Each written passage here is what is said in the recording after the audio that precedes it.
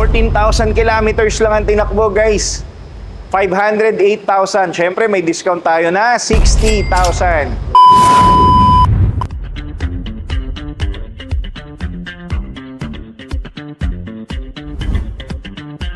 Basta used cars, Sugarty Cars, welcome back to our part 2. SUVs naman ang ipapakita ko sa inyo. 2019 Hyundai Tucson CRDI diesel. Pag sinabing CRDI, diesel automatic. 21,000 kilometers, sobrang sariwa. 738,000 lang. Previous owner nito, parang senior citizen yata. So again, kaya low mileage. Hindi gano'n nagagamit, hindi gano'n nagda-drive.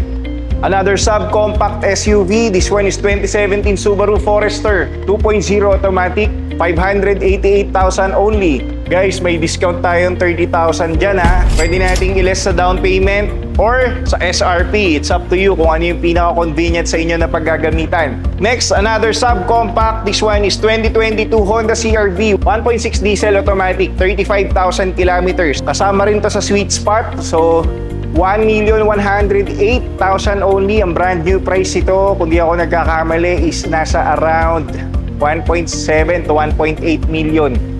Correct me na lang yung mga taga Honda, no? Kung magkano ba to. Next, another SUV, 2019 Suzuki Vitara 1.6 GLX automatic, 668,000 only. Syempre may discount tayong 70,000, 35,000 kilometers ang kanyang odometer. Crossover pala to, hindi to SUV, pero sama na natin. 2023 Subaru XV, almost brand new din to, guys. 8,000 kilometers only. GT Edition pala to, parang nasa 1.9 million yata ang brand new nito, guys 978,000 only ang selling price niya. 2014 Kia Sportage 2.0 4x2 automatic, 14,000 kilometers lang ang tinakbo, guys. 508,000. Syempre may discount tayo na 60,000. Ngayon, marami nagtatanong, bakit madalas pagka may mga low odometer tayo na binibenta, usually lalo na pagka more than 10 years old, may history po kasi yan. Yung iba, mga OFW yung may-ari, tapos yung misis nila, hindi talaga marunong mag-drive. So nangyayari, ako personally may na-encounter ako ganyan, kaibigan ko. Hindi talaga nagagamit yung sasakyan. Ang ginagawa lang ng misis niya, ini-start lang once in a while yung sasakyan sa garahe. Nagagamit lang yung kotse pag umuwi siya dito sa Pilipinas.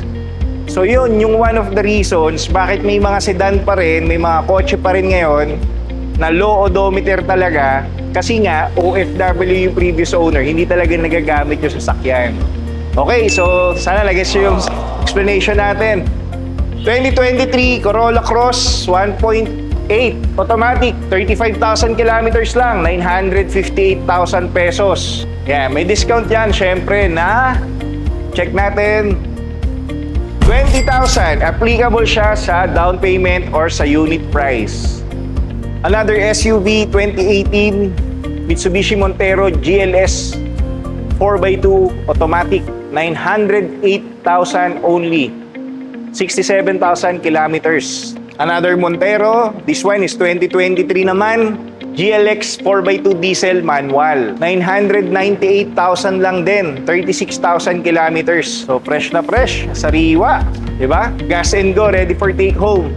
Next, another 2016 Toyota Fortuner 4x2 diesel automatic. So this one, murang-mura, 778,000. Galing na po yan ng 798. So 18,000 lang yung kanyang monthly amortization with 107,000 kilometers. Another Fortuner, yan, tabi-tabi na sila. 2021 4x2G diesel automatic, 1.278 million with 42,000 kilometers on it.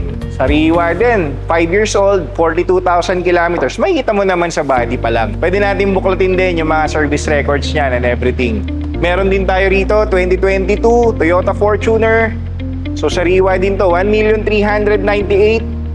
This one is V variant. So top of the line siya ng 4x2 with 40,000 kilometers only.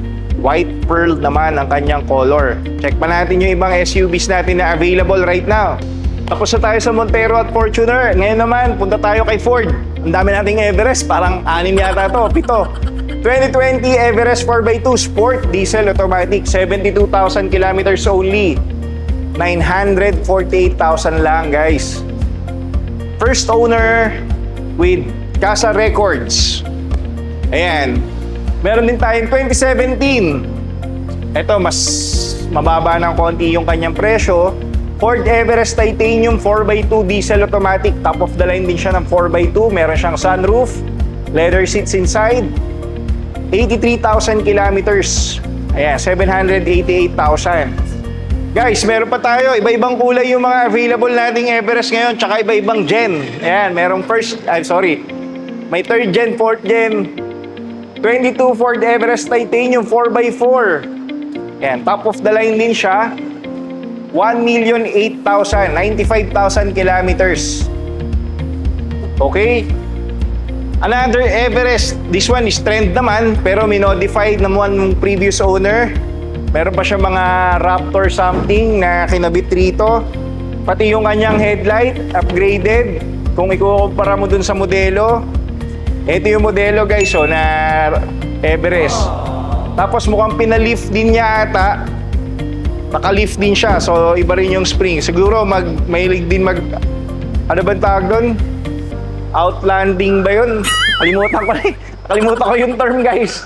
So ito, 2020 Everest Trend, 908,000, 65,000 kilometers only. Next, ito almost brand new din. Ako bumili nito personally sa kliyente. This one is 2024. Top of the line, 4x4 diesel automatic. So titanium with 31,000 kilometers lang. 1,878,000. Okay? Guys, marami nagtatanong, Lloyd, ang sipag mo bumili ng Everest. Guys, one of my favorite SUVs kasi itong Everest. Actually, pati pick-up. Yung Ford, siguro sabihin na natin, minalas ka na sa Fiesta dati or sa Focus. Pero sa Raptor tsaka sa Everest, sobrang sarap dalhin. Sobrang lambot talaga ng manibela pagka dinadrive mo. Alam nyo yan, yung mga naka-Everest dyan, mga naka-Raptor dyan, alam nyo kung gaano ka-convenient i-drive tong SUV na to tsaka pick-up na to. Okay, story lang. Meron ako nabili dati in one day sabay, Everest tsaka Camry. May dala akong, yung una ko nabili, Everest. Tapos pinuntahan ko yung customer na nagbebenta rin ng Camry. Nung tinest ride ko yung Camry, guys, mas malambot pa yung manibela ng Everest kumpara dun sa Camry.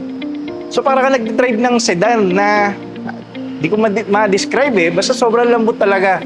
Kayo na lang, test ride nyo rito, punta po kayo. Okay? Last Everest natin, 2024 ulit. Pero this time, this one is 4x2. Yung isa, 4x4. And we're selling this one for 1,508,000 only. 18,000 kilometers. Ganda rin ang kulay nito. Okay? 18,000 kilometers. So, sariwa. PM na lang po sa mga interesado. We're accepting trade-in. Just bring your old car. I-assess namin. We call it one-stop shop. Only test drive. You can bring your own mechanic. Available, gas and go. Pagka nagustuhan ninyo, approve sa mechanic nyo, uwi nyo na. Okay?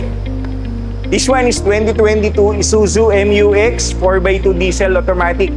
So we're just selling it for 1,358,000 with 79,000 kilometers only.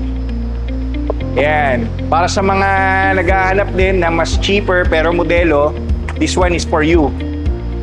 Okay, we also have this 2018 Toyota FJ Cruiser 4x4 gas automatic. So 1,548,000. Very negotiable upon viewing.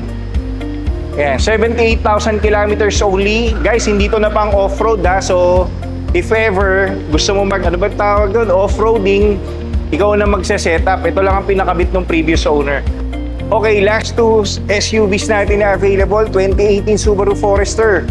So this one is 71,000 kilometers. We're selling it at 638,000 lang.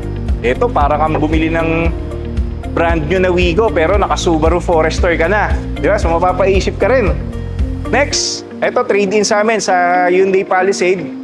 This one is 2022 Kia Sorento SX diesel automatic.